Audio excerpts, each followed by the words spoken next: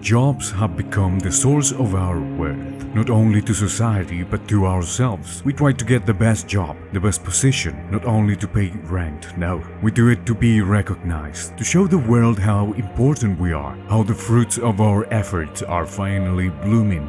But when you get that interview, that opportunity that you were chasing for so long, what are you willing to do to get that job? Elevator Hitch is a visual novel developed by Studio Investigrave in 2022 for the Spooktober 4th Annual Visual Novel Jam. The game places you inside the shoes of an unnamed young man, a polite but awkward individual who is on his way to a job interview in one of those big and important buildings located in the most prominent part of the city. Once he gets there, he tries to ask the receptionist for help, but is quickly dismissed and left to his own means. Following the waves of people all walking with a purpose and knowing where to go, we end up entering an old but functional elevator, where at the last second we are joined by what appears to be a soon-to-be colleague. The doors close, killing the noisy and busy scene of the lobby, and we are left in complete silence next to our new acquaintance. Our co-worker introduces himself as Bryce Stryker in a rambling monologue about all his corporate achievements. We press the button of the 9th floor where our interview is supposed to take place, but it's not working. So we instead decide to go to the 2nd floor. But as soon as we get there, something doesn't feel right. The door opens and in front of us is a room with a hole in the wall and a chair next to it. This is where the real game begins. We are presented with 7 floors we can access, each having a specific thematic and a problem to solve that will in exchange give us either an item or information that will help us to make progress in another area. But each floor also presents a unique danger which, if taken lightly, can mean the end of both the protagonist and his now friend. The different endings are also tied to the dangers present in each floor, but unlike real life, here death does not mean the end. Every time we fail and the warmth leaves our body, the elevator brings us back to our mission, now armed with the knowledge of our previous attempt. This phenomenon appears to only affect the protagonist, given how the co-worker seems to be oblivious to every past attempt. And so we are introduced to this mechanic by inspecting the hole and immediately being captured by a black humanoid and taken to an unknown place in the void. This gives us the ending too. Hole. Understandably shaken by what just happened and by the fact that we came back to life, we start inspecting the elevator a bit more carefully this time. In one of the walls we see a no smoking sign. At the same time, our companion whips out a pack of cigarettes and while asking if we have found anything interesting, takes out a cigarette and starts lighting it. We point at the sign and, given that it could be helpful later on, we ask our friend if he can lend us his lighter, request that he immediately rejects, causing an argument between the two of them and ending in the object of desire falling to the floor and lighting the whole elevator on fire. This gives us ending 11, no smoking. Lights on. We're back. Now, more cautious. We press the emergency button hoping to make contact with someone who can help. Fortunately, a man, Manuel, answers our call. We proceed to tell him about our situation and after confessing his feelings for us, I guess, he dispatches the emergency team. Stoked, we wait for around 30 seconds and meet the emergency team, our saviors, the brave group of individuals who will save the day. They immediately pop our boys' heads and then proceed to do the same with ours. This gives us ending 10. Help. We are back. Okay, 3rd time's the charm. And coincidentally, the next floor to visit is the 3rd floor, so here goes nothing. As soon as the door opens, we feel a warm and moist breeze hit our face. The room is pitch black, and as soon as we take a step, there's a sound and then lights go out. This gives us ending 3A, dark. Okay, don't lose your cool, we can find a way out of here. Let's just go to the next floor and see what we can find.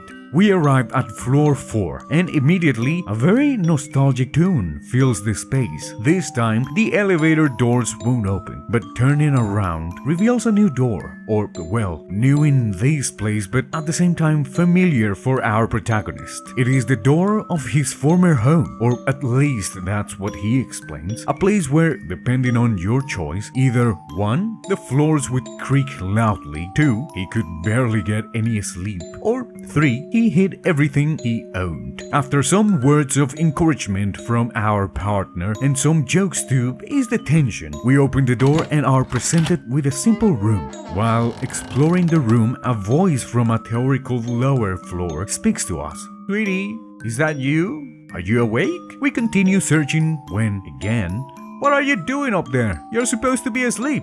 Interacting with the last object, we are interrupted one last time by the voice. "You better be sleeping when I get there." When finally the door opens and we get trapped in the dark with something. This gives us ending 4, Parents. We wake up again. Is this even worth it? I mean, we still have to find a way to escape, so let's keep going, I guess. Next floor is the 5th floor. The doors open and give way to an expansive industrial-looking room with a pool filled to the top with an unidentified liquid. The wall reveals a smudged writing with the letters CACE.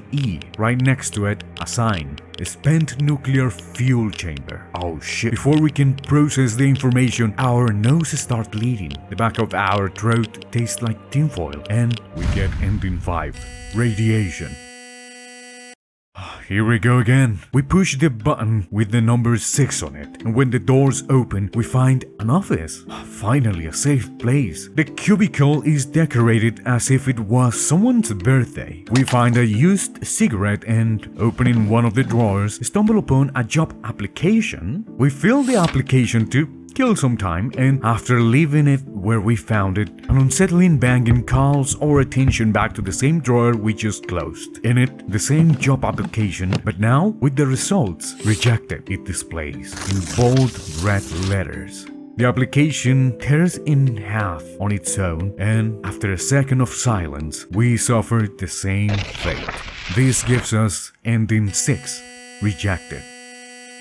Okay, floor 7 can't be any worse, right? A foul odor and some meat hung from meat hooks. Okay, at least we didn't die here. Let's check floor 8 now. The door opens. Behind it, there's 2 silhouettes. We approach them and it's us, but in a worse state. We engage in some distant but friendly conversation, noticing how our other self is a bit pushy, while our colleague's double is rather quiet. Our double offers to help us, but when we refuse, they grab us by the collar and throw us to the floor, swapping elevators with us and leaving us in the dark, stunned, while the doors close. These give us ending 8, Stranger Danger.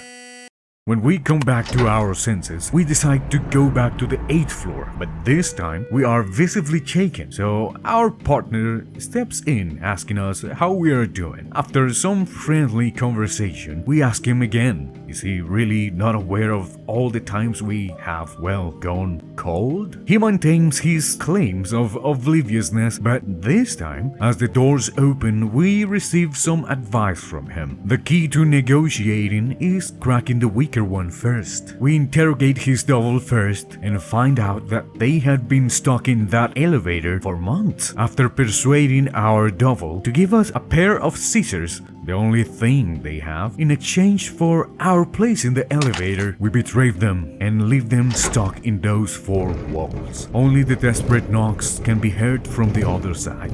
Good, finally some progress. Now with the scissors we can... Hold on a second. Our partner told us the exact thing we needed to do in that scenario.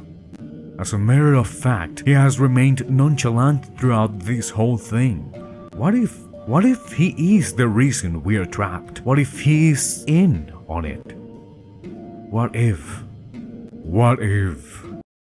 The paranoia consumes us, and with our newly acquired scissors, we cut the throat of our only friend. Only for the doors to open, letting the whole lobby and the people within it be witness to our atrocities. With this, we get ending 12. Real. Lights on. We are back in the elevator. This time, we push away our paranoia and instead go back to floor 6. There were some markings on the carcasses. Cutting open one of them, we only find rotten organs. As we inspect a little closer, a hook pierces our back and pulls us up, replacing the old rotten flesh with new tender prey. This gives us ending 7. Butchered. Okay, we go again. This time we open the other carcass and inside find a screwdriver. Looking around the elevator, a vent and a loose part of the wall catches our attention. With the screwdriver we open the vent and inside a little friend greets us. We welcome him into our inventory and then with the scissors cut open the suspicious loose pocket, only to find a fleshy computer. It asks for a drive to boot, but I guess we have to keep looking for it. Taking a small break, we remembered the lighter and, with the used cigarette we got from the office, managed to convince our boy to lend us his light. At the same time, we returned to the office and, remembering the writing on floor 5, tried to fill the job application again. This time, we succeed and, after leaving and coming back, we are presented with a piece of cake. Huh, nice. Coming back to the other floors, we find a sleeping pill in the 4th and using the light in the 3rd, we can finally see the enormous mouth filling the whole room. We try to enter it and get eaten right away. This gives us ending 3B.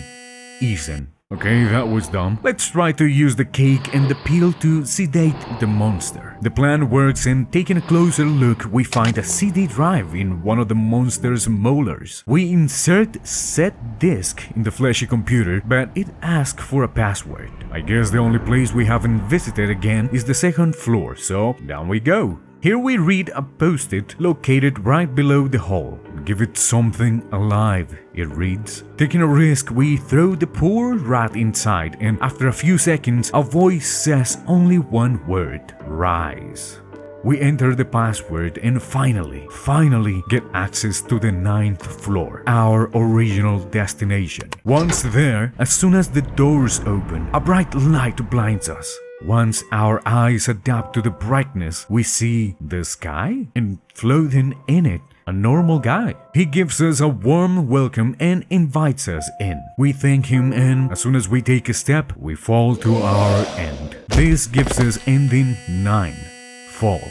We should have seen that coming. This time, we make the gentleman know about our preference to remain in the elevator. He understands our preference and proceeds to start the interview. Oh, so we really are still doing the whole interview thing. Okay, sure, why not? After a few questions, he smiles and extends his arms, congratulating us for passing the interview. We extend our arm to shake him, but at the last second, he grabs our face and informs us that although we have potential, there are some things that need to be changed. The man then crushes our head and reshapes us, leaving only a perfect husk.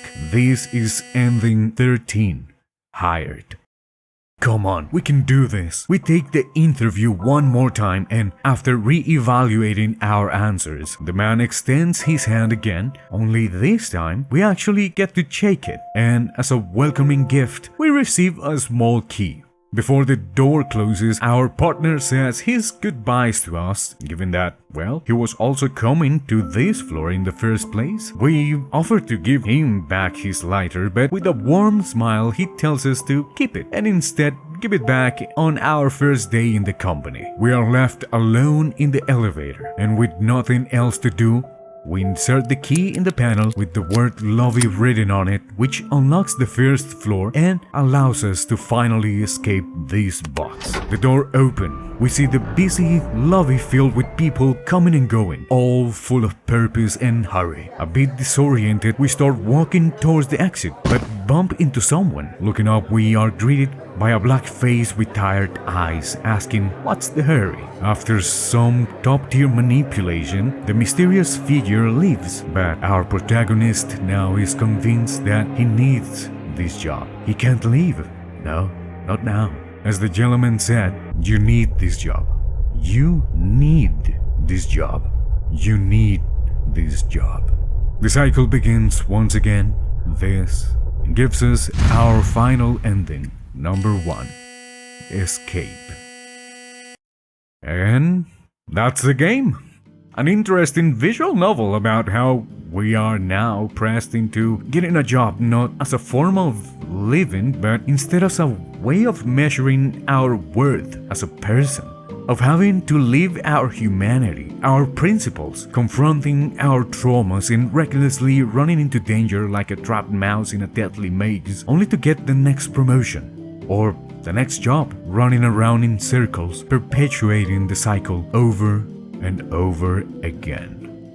Personally, I quite liked it. The art is nice, the narrative, although a bit confusing. I mean, what else can you expect from a surreal horror visual novel? It doesn't feel convoluted, and the horror elements are used in a tasteful and smart way. I would recommend you guys play it if you have at least 2 hours of free time in your schedule. Also, I encourage you to visit the devs page and, if possible, to support them, because, let me tell you guys, they might be onto something with these types of games. Or, in other words, you got talent, kid. Anyway, I'll leave their links in the description. And yeah, thank you for watching. Hope you liked the video. The render at the beginning of the video took a lot longer to make than I would have liked to, but at least it was fun to work on. What else? Oh yeah, I stream almost daily on Twitch and sometimes in here too, so please follow me there. I would really appreciate it, and at this point, might as well just hit the subscribe button. You know how it is. But yeah, thank you for watching, love you guys, and see you later. Bye bye.